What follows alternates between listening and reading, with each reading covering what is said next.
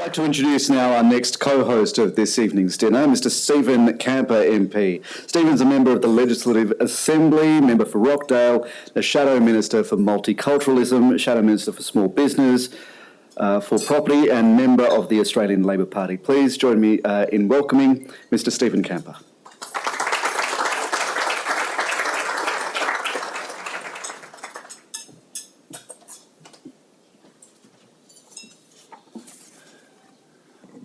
Well, thank you and good evening, ladies and gentlemen. It's my pleasure to be here this evening with you and to be co-host of tonight's event.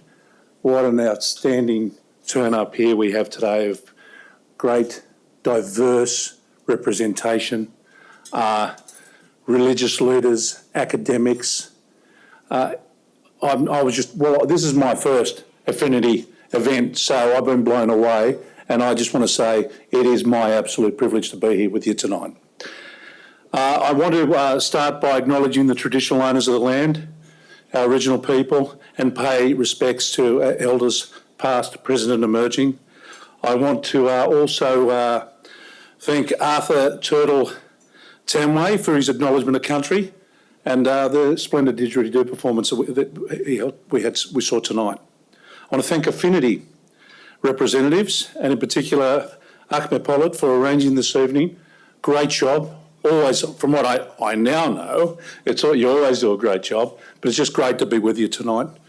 And I'd like to also acknowledge my parliamentary colleagues that are here federally and Stanley. I saw Linda Volz here, Peter Perlos, my great friend Jihad Dib, Penny Sharp, our leader in the upper house. Great to be with you. And who else have I missed?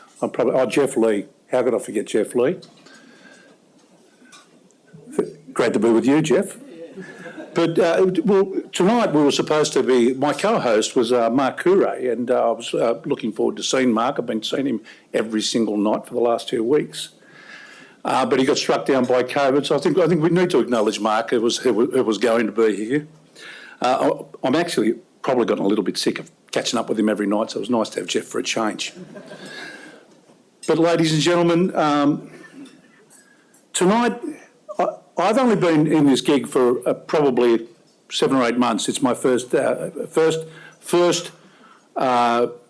month of Ramadan as a Shadow Minister for Multiculturalism. And it's been an absolute eye-opener for me on how valuable these Iftars are, how valuable they are in terms of connecting all our community, all different walks of life,